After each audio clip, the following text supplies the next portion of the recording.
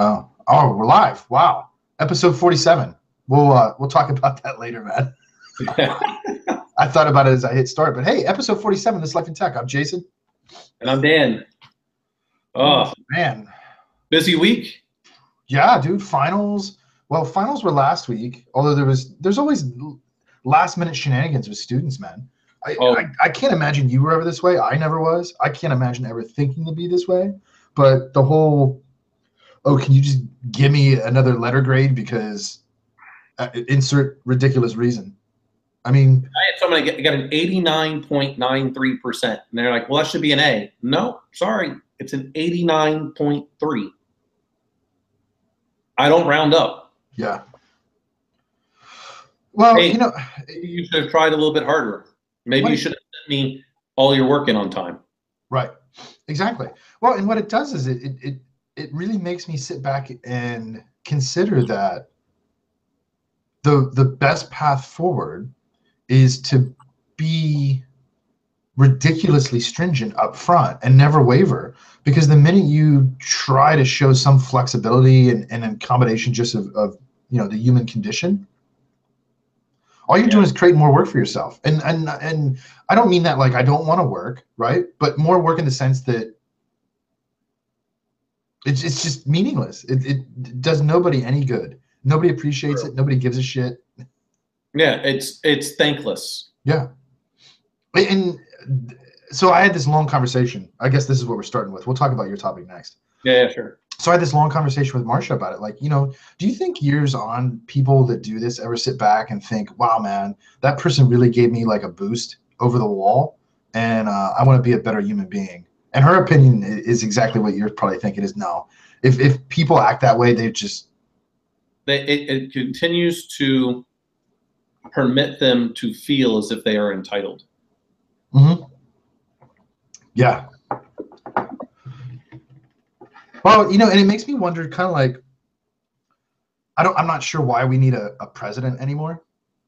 I wonder really why we need grades. I understand assessing performance, and there's clearly ways to do that outside of a test and a letter grade, but they're so inflated anyway, man. I mean, yeah. Mine personally aren't. You know what I mean? I keep to a rubric, and I keep it pretty straightforward. But I see what other people do, and I see what other people have gone through, on both sides, as students and on faculty. Sure. And it's just, I don't think when you start being lenient, I think both parties wind up having a disservice done to them. One, it causes more work for the professor, and two, the other person just believes that the next time they're going to be able to get away with it also. Maybe they should taste the bitterness of defeat. Yeah, let it be wormwood in your mouth. I mean, because what happens specifically, and this is exactly what you're saying, and I'm sure you saw it in sports too, it lowers the bar. Yeah. And in the academy, is that a place where we want to lower the bar? I mean, I don't think so. We don't do it for driving tests. No. I mean, you can't almost pass a driving test and get your license. Either you passed or you didn't. That's right. I mean, it's like all the certification tests are out there too. Mm-hmm. That's why. Or you're not. You're either a CPA, a lawyer, a doctor, or you're not. I'm curious, man. This is an interesting segue. I don't know where the fuck we're headed with this, because this is not what I had planned to talk about, but whatever. We'll go with it. Over the last couple of years in particular, has your opinion of certifications changed at all? Not really. I look at it always in two different ways. One, it's somewhat necessary for industry because they need to know that you have a good fundamental understanding of the information. If Dr. Cordani, right? So while he was a little bit loopy there in some of his classes, there was something that I do agree with when he would say, and this, for those who don't know, Dr. Cordani was one of our professors when we were going through the doctor program. Brilliant man. I think he had one too many concussive grenades went off near him at a certain point. But anyway, we talked about this aspect of a profession. And a profession takes many generations to develop because there's got to be, a strict code. There's got to be a way of testing, so on. Well, cybersecurity is not a profession at this point in terms of the truest sense. Like a teacher, like a doctor, medical doctor, Lawyer. like an accountant, like an engineer. You go to they have a set of curriculum they have to do. It's basically the same everywhere. They have to take a test that's the same. They have to go through some type of an apprenticeship. And then they're bestowed, when they pass this test, they're bestowed a license to practice. And they have to do so many things in order to keep up. Well, we're getting there, I think, in cybersecurity and IT in general, but it's something that's, oh, are we going to follow the SISM path for ISACA? Are we going to go down the ISE squared? Are we going to go down this path or this path? There's only one type of CPA in the United States. There's, I guess, technically 50 different bar exams, but there's only one federal bar exam, right? I mean, Yeah. every state has a little bit different, but there's one bar exam.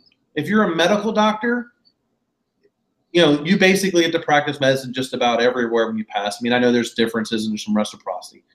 A teacher is kind of a state thing as well, but that's a profession. I know we're trying to get it there, but at some point, what's it going to be? Is it going to be ISE squared? Is it going to be ISACA? Is it going to be CompTIA? Is it going to be EC Council? Well, yeah, and in particular, what lacks is that after training, and let's make sure we delineate between training and education because they're not the same thing. Right. The after training community of practice, and you know, I agree we're not there yet, and I increasingly question if we ever can get there, just because of the nature of the field itself. I don't know that it lends itself to a community of practice in the same way that medicine does, that the legal profession does. I don't know, man. I don't know, but I can tell you this: one of the reasons that there continues to be a gap between education, the academy producing skilled workers for these massive shortages, is because that's not what education does. That's what training does. That's why 2-year schools exist, because they provide training, not education. I'm not knocking them. That's their mission. And they're supposed to do that for the community. Yeah. I mean, you've seen it. We drove past it here. I mean, the so-called community college closest to me is 30,000 fucking students, man. It's a lot. It's a community. So that has a community to it.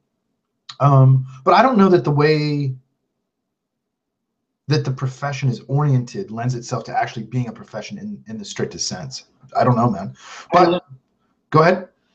You know, the only part that I would say is that, you know, for this, I mean, it's, I believe that, you know, I mean, the Department of Defense has tried doing this with their 8570 and whatever they're calling it now. I don't remember. We'd have to ask Pete. But, you know, I understand it. They want to know, do you have a minimum set of knowledge? But there's a huge difference between the theory of cybersecurity and putting it into practice. Huge difference.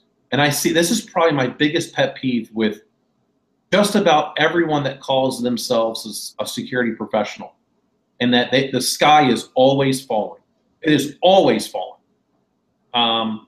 They don't really go through and take a look at any of their attack surface. They don't do any threat modeling.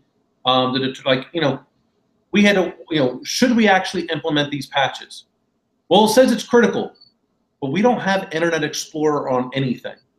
So why are we going to do this? Well, it's interesting, man, where it's an odd profession. Like, let's compare it to medicine for a bit, and we'll couch this in risk, okay?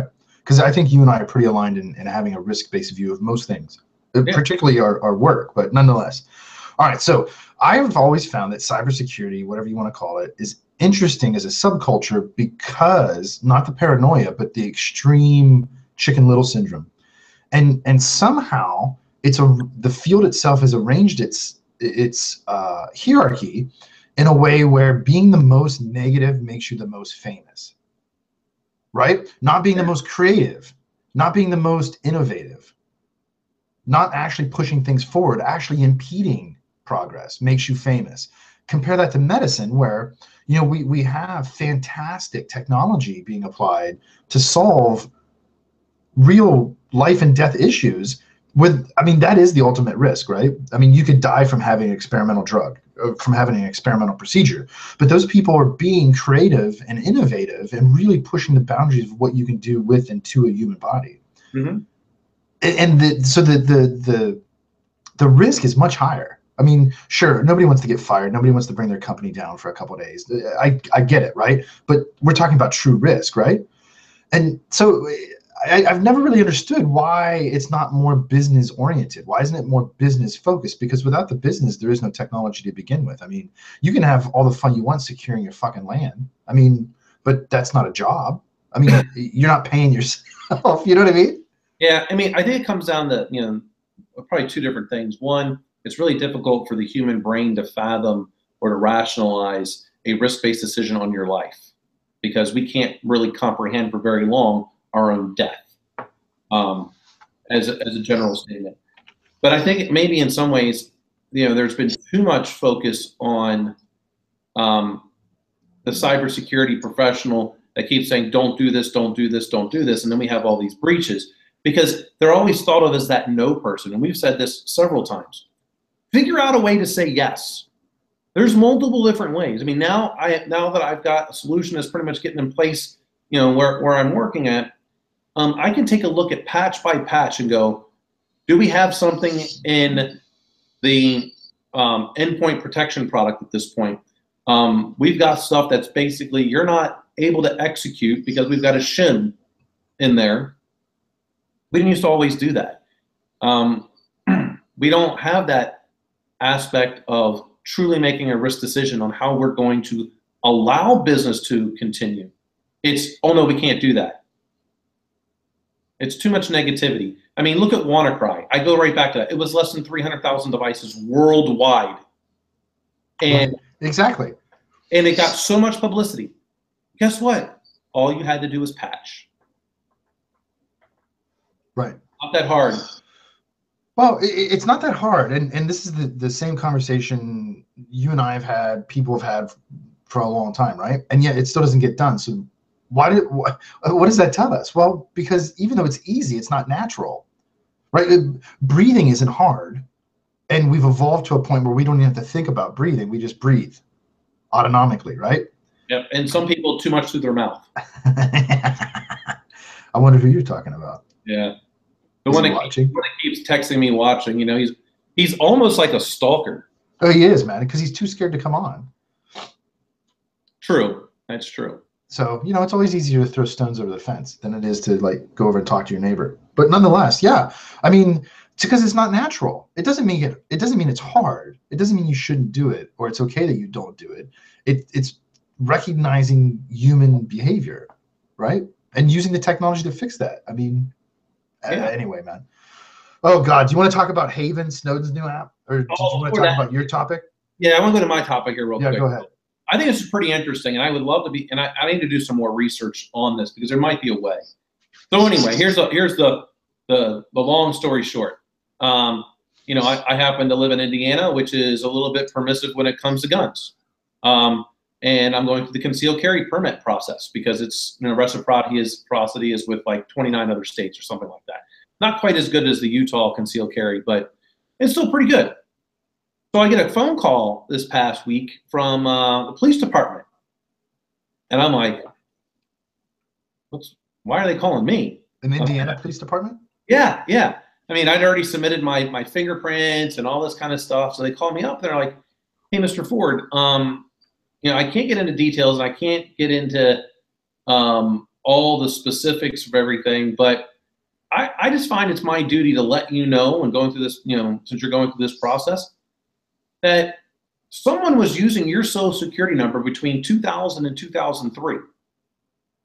Were you aware of this? And I'm like, absolutely not. And he goes, I went ahead and I processed your application because I kind of figured since, your photo ID and things of that nature, you're a white male, you're probably not this black female that was using your social security number between these times. And oh, by the way, the person's convicted of a felony. and it's felony fraud. Well, my credit has been locked with all the the agencies for a while, and I've never had anything show up on my credit report. But why aren't we notified when someone is convicted of a crime and that person was using your social security number? Only one person should have your social security number. And it's kind of funny because some of the junior people at work were teasing me. Oh my gosh, Mr. Security got compromised. Hey, it doesn't matter. I could do everything right. But guess what? Sally Mae has been compromised 3 times in my social security number because I have student loans. Name the bank that I've been a part of. Wells Fargo has been compromised. My social security, my clearance information was compromised because of the OPM breach. The person could have just randomly generated that string of digits, man. I mean, it could be anything, right? Yeah. So, but here's the thing. No matter how much you protect your personal identifiable information, it doesn't mean the people that had to use it for credit, getting student loans, medical, you name it, they may not be legit. They may have done something wrong, which is still compromised. But why is it when that person who committed a felony while using my social security number in some way, shape, or form, how come I wasn't notified as a citizen? I've been wronged, and the police knew it. Because normally, let's consider identity in this case as a stolen product, which it is. I mean, stolen identity, right? However they got the number, it's assigned to you, and it's assigned at a federal level to you. So if somebody steals my car and the cops know it's my car, they'll notify me that, hey, man, we found your car, right? So yeah, why? That boggles my mind. Beyond the argument of we should have access to all of our own information anyway. I mean, absolutely, yeah. And he said something along the lines of, and I may have this wrong, because again, I haven't researched. It's on I said, how come I would never found this out? He goes, well, I found this out by doing a triple I search, which is what he had said. Now, maybe I have the acronym wrong because I haven't looked. But he said it's something where we have access to in law enforcement for all agencies. So I'm assuming it's some type of interagency search where they're doing like a national agency check with state, local, and the FBI from the federal side. Well, why don't I have access to that to look at my own information to see who might be doing something against me? Well, particularly think about the ramifications. We were talking about this before we started the broadcast. If you got a summons to appear in court for that information, but it's not being disclosed to you, yeah, that doesn't strike me as something that is copacetic at all. What if that person was also 5'10", white male, around my age? How am I going to prove that that's my identity or that person's identity? Or how am I going to prove that I'm not the one that did that crime? You're right. Right. Yeah, man, that particularly in a legal sense, that strikes me as odd. And I'm not nearly into the legal profession as you are, but that doesn't strike me as something that could ever really hold. I mean, if you were being prosecuted and you were unfortunate enough to be assigned a public defender that had no knowledge of this interagency database or databases, right? How would you ever be able to file a motion to get that information because you don't know it exists? Dude, I didn't know that. I mean, I don't know why I would, but I didn't know that. Yeah, I mean, I didn't know it was like this, but like they kept a record of anyone using any social security number, and it never showed on any of your credit reports, huh? Nope. See, that's particularly wonky to me, man. And at least on the credit report side, I've seen instances in my history of like a disputed account will show on one, but not the other 2 or 3. You know what I mean? Oh, yeah, depending on how you look at them.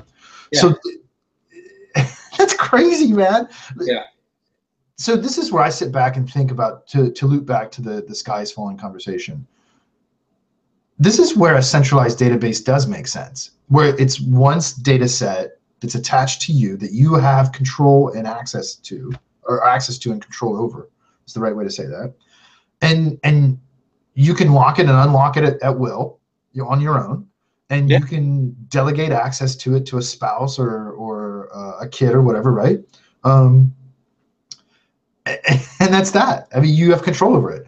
Yeah, This is where getting into a certificate base where with blockchain for our identity instead of social security number, we can issue certificates from our private key per se to a particular agency for a certain period of time. And then it's automatically revoked until we just choose to renew it, and implementing blockchain in the same aspect. I mean, that's how our national identity should be done. I mean, well, it'll be interesting to see how like the 2025 passport, you know, I mean, I'm just picking a random fucking number in the future, but how can you not move to that? I mean, it makes so much sense to me, and because then you can vote through it too. Oh yeah, absolutely. Absolutely. So that's just my little tirade on that for anyone that may have information out there that might be able to help with this III aspect, how we can get information. That'd be great. I'm going to do my own research because, of course, now it affects me, and now I just want to, find this particular lady. Yeah. Yeah. See, and that's just to wrap this up because now I'm kind of getting aggravated. Yeah. In a true democracy, in a republic, shouldn't the responsibility of reporting this to us, if not in a legal sense, be on the credit bureaus? I mean, they're supposed to be managing our credit score as it pertains to obtaining credit. And if somebody obtains credit using our identity, how are they not notifying us? So I wish what you said I believed, because it's the other way around. The credit agencies don't work for us. They work for those that are going to give us money. Yes. That's what they work for. Well, so, right. Yeah. They work for themselves as businesses. Yeah. Yeah. They care about Bank of America, Citibank, Wells Fargo. You name the bank, the car dealerships, that's who they work for. They don't work for us. I would love that to be true, because then what you said, they should be notifying us. Well, and so this is where, even as a libertarian, I think to myself, well, that's a good place where federal government could handle something in my life for me. I mean, you want a centralized bank, motherfucker? Why don't you do that? Why don't you handle that instead of giving out predatory loans to other countries? Oh, Jesus Christ! I better not get off on that. No, we'll be here. Next year. All right, so that was my little rant on that. So we got this last topic for your homie, your idol. All right, well, I'll give you a choice of topics, man, because one's not controversial and one might be. Do we want to talk about Haven, the Snowden app, or do we want to talk about academic publishing? Because I've been having, over the last couple of weeks, somewhat of an existential crisis in whether or not I want to continue publishing academic papers. Well, I think we could probably knock both of them out real quick. So yeah, probably, because I don't know how much there is to say about Haven, but yeah, let's do it. So I don't know a lot about it. You told me briefly. So go ahead and give the quick rundown. So I briefed over the Wired article that just came out. At least it came into my feed this morning. Pardon me. And what it looks like, what's his foundation called? The Freedom or something other. Hold on, man. Let me get this right, because I have the article open before I fucking spout off. So this is Edward Snowden, and this is Freedom of the Press Foundation, and its president. See, this is confusing because in one part it calls Edward Snowden the president. What? It is headquartered in Moscow. I couldn't tell you. It doesn't report on that, obviously. So yeah. Well, what's interesting is in one part it calls him the president, and in another part it calls him a director. Anyway, so, and I'll quote, since early 2016, Snowden has led a small team of programmers and technologists working on security tools. Okay. So what this app is meant to do, as I understand it, is it sits on an Android phone. So apparently it's Android only. And you can leave that phone on in some state with the app running in your room, in a hotel room, whatever. And it essentially... Haven or Haven? Haven, like safe haven. And it monitors the environment for intrusion, physical intrusion. So it'll take pictures, it'll send alerts if it uses, I guess it can use the accelerometer to detect like vibrations from somebody walking. Okay, gotcha. There you go. That's it. So I just happened to do a search real quick. Um, it doesn't, at least the way it appears right now, if it's actually out, let's see. No, it's only in public beta. Okay. So, one, I'd be curious if they're actually going to put this in the Google Play Store.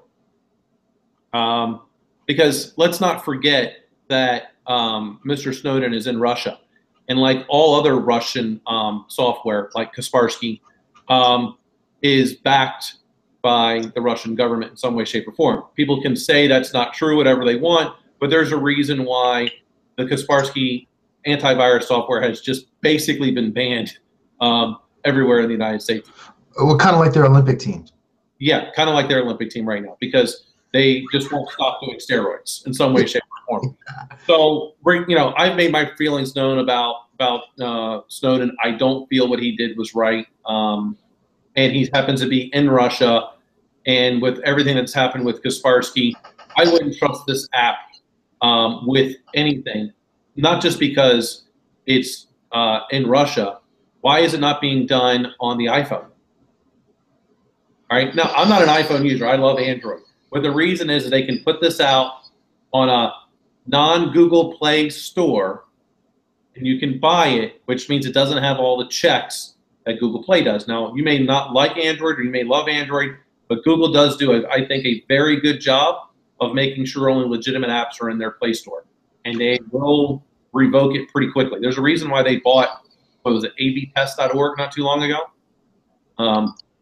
Well, and I found them pretty easy to work with for the most part, as opposed to like Amazon or Apple. I was going to say iTunes, but yeah. I don't know, man. I mean, I understand the thought of securing physical space. Okay. I mean, I dig it. I applaud the effort. You know what I mean? Somebody's trying to do something, but what's it really for? I mean, its use case is fairly narrow. Yeah. Tell me it's not being done when I don't want it to be done. Why is it not doing it in my home to let me know everything that's going on? So then this, so now it can just be used in reverse to spy on me by this company, Haven. Yeah, man. Well, and so let's be clear, at least in the article that I briefed through, the parts I briefed through, I don't know where his foundation, if it's really his, that he started it.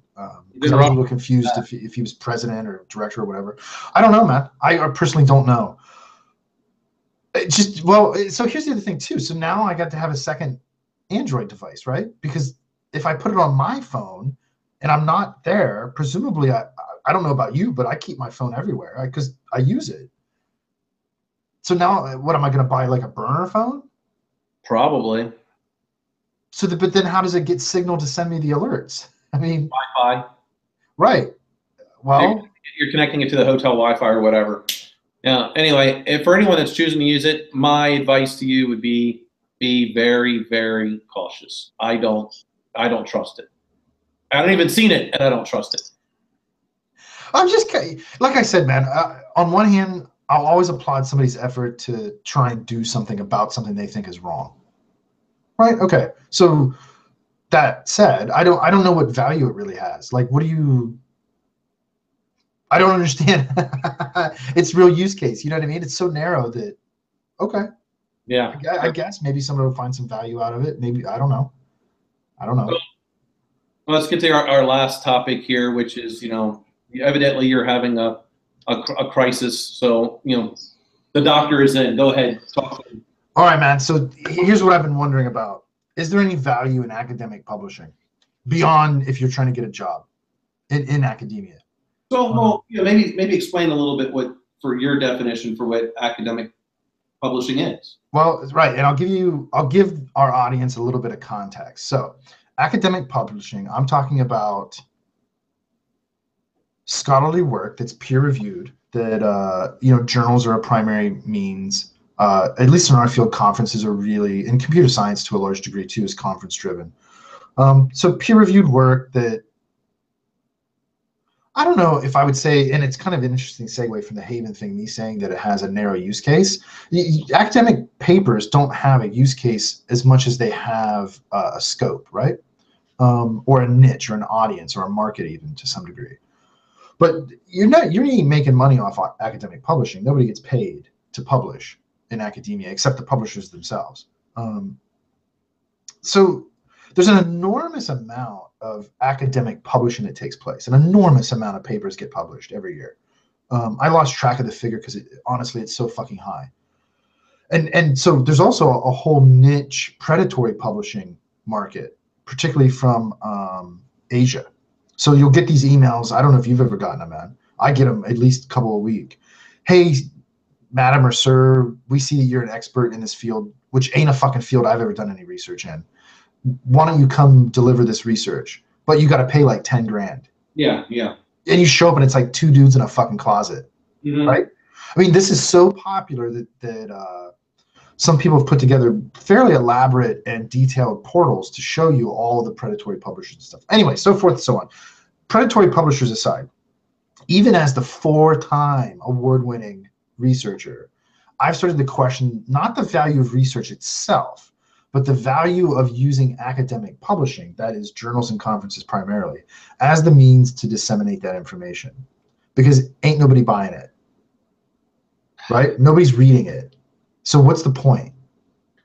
Well, no one's reading it yet, right? So the contrary is, and we have people that are doing things Medium. People believe that's real research. Like I see it all the time. Well, people go, or they have a self-published book, or even if it's a book through some type of publisher, it will go through this aspect of people go, well, the research is all in the book. That's not research. That's editorials. That is personal experience. That doesn't make it research. Medium is not research. No one has vetted the work. Without scholarly articles being published, we have no way of putting some type of measure on whether or not it's valid or not. So I wouldn't say that it's, it may not be feeling like it's doing any good today, but I don't know that when people were publishing things hundreds of years ago that they felt it was going to be worth something until later. And I guess it's some of the reasons why they say, you're not really a known artist until after you're dead. Sure. Yeah, there's an element to that. Yeah, I'm just curious, man. Well, like I had mentioned this a couple of sessions ago, that I had this idea for a new form of publishing, like using augmented reality and stuff like that. Something that's much more consumable. And that's more what I'm having a crisis about. It's certainly not, I'm worried about people knowing my name. Plenty of people know my name. I'm not worried about that. I'm not worried about the work itself having merit. It does because it's work, right? I mean, art is art for art's sake. What I'm having a crisis about is this, what increasingly seems to me an archaic way to disseminate new knowledge.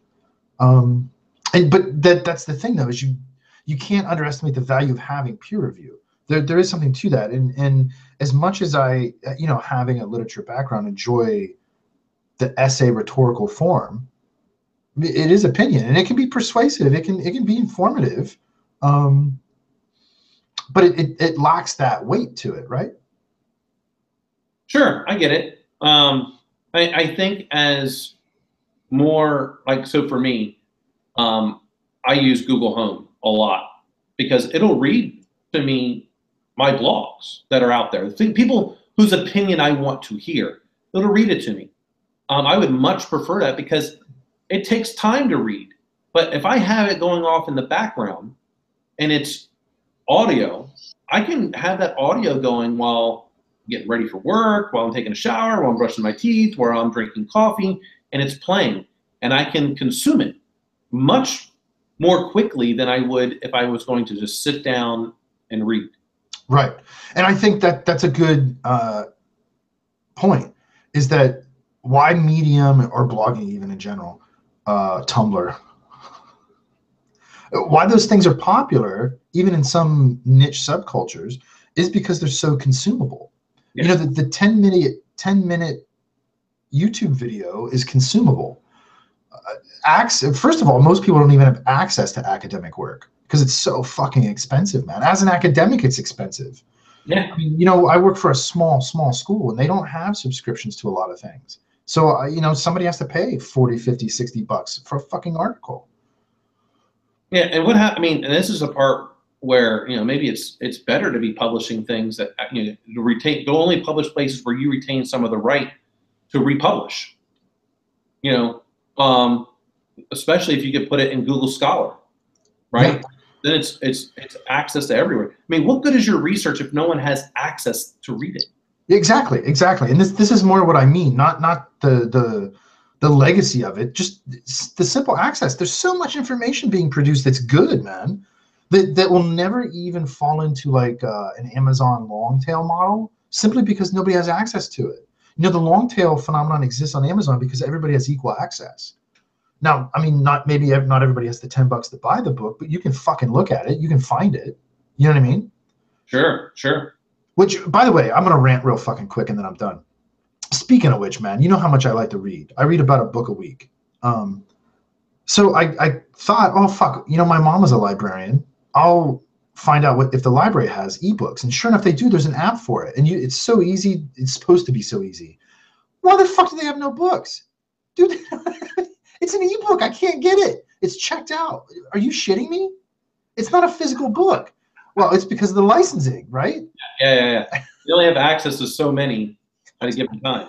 Dude, I mean, I just immediately deleted it. I looked for like 6 different books, and these aren't like obscure books. These were pretty mainstream nonfiction books.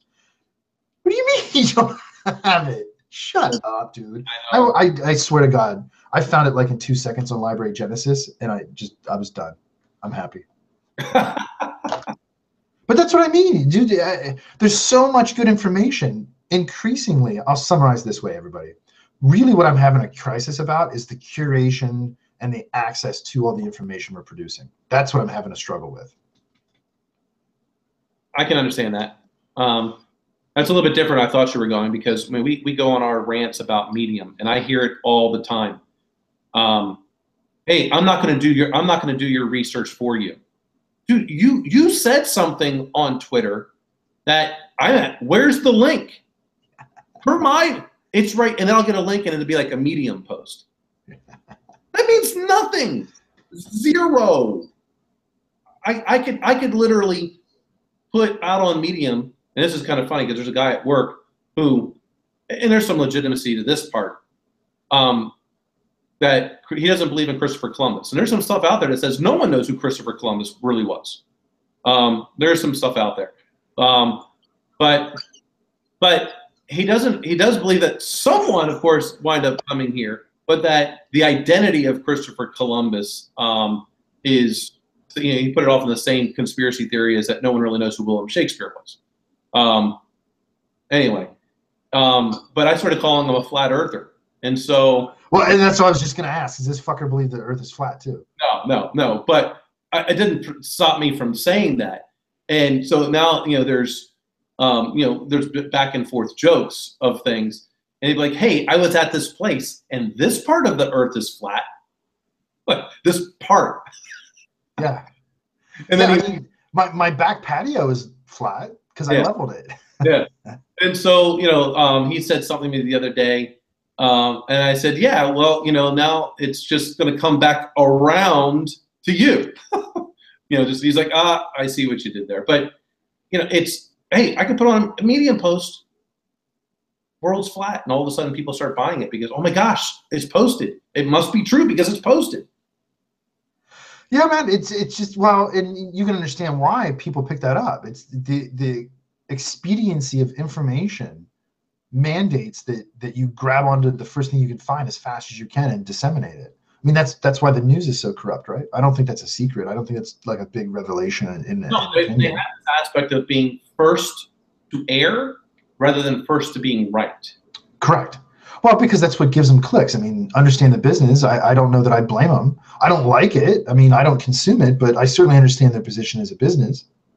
And this is just where I get back into, like, teaching my kids critical thinking, be right. Mm-hmm. I would rather you, when you're taking a test, not finish every question, but get 100% of the ones you answered correct. Still, your goal is to finish, but your goal is to finish with 100%. But if you could only answer 92 questions out of 100, get 92 right. Be right. It's better to be right than it is to be wrong and the first to finish. Yeah, for simply the sake of finishing. Yeah, Yeah. I agree. Don't, and that's what the news, that's what I think a lot of society is. They would rather be first to finish. Because people go, oh my gosh, look at how fast that person was. Dude, you ran the New York Marathon, but you took a taxi. Yeah, yeah, right. So, or Boston Marathon, or that's the bigger one. Anyway, that's enough of my ranting for the moment. Me too, man. I'm just going to keep thinking about this. I don't know. I feel like we need a paradigm shift in publishing. I don't know how sustainable it is. The conferences I go to are dying. They're slowly dying off because the people are fucking dying off. I mean, well, maybe it's time for us to start our own, journal that is audio accessible. Yeah, well, I mean, there's some ideas out there, man. There are some conferences that are going virtual where you can participate via Skype or Hangout. That's pretty cool, but I don't think that's paradigm shifting. It's a little disruptive, which is in a good way. But and the funny thing is, that's the only type of conferences Edward Snowden can speak at because he can't leave Russia. I think we're pretty good as a podcast, man, is always tying all of our topics together, no matter how strange they end up being. Yeah, that is true. All right, man. So we got to come up. I wish you a happy winter solstice. I mean, I was going to say, happy solstice. Well, cheerful Yule. I guess is the better way to say that. Yeah. We got to come up with our predictions for 2018 maybe next time, huh? Well, I certainly will predict that Eric Cole will make a lot of bad predictions again. Or they'll be the same as they were last year almost, but just in a different order. That's a slam dunk for us, man. Every fucking year. Hey, we're the only ones to predict that a CIO will be fired for a breach. We're the only ones. And that was right. So, yeah, what is next week, man? That's the 30th. Yeah, so we'll be doing, so next week, let's definitely. Let's do our predictions. Yeah, we'll do our predictions next week. Yeah, we'll do that. And so for anyone that celebrated winter solstice, there you go. Hanukkah, I think, just ended today. What is today? Yesterday, Hanukkah ended. I think it was the 22nd. So happy Hanukkah. Merry Christmas for those coming up. Happy Kwanzaa, which starts on the 26th, I think. So I think we covered all of them. I don't know, man. If I missed one and I offended you, yeah, I'm not sorry. No, yeah, learn to not be offended by words or the lack thereof. I mean, in this case, you didn't even say anything. Legitimately. Yeah, I just didn't know. I didn't know any other holidays at that point. So, all right, my friends. Take care, everybody. Have a good holiday. Let us know if you want us to cover anything or you have any opinions about what we just talked about. Otherwise, bye. Peace. Later.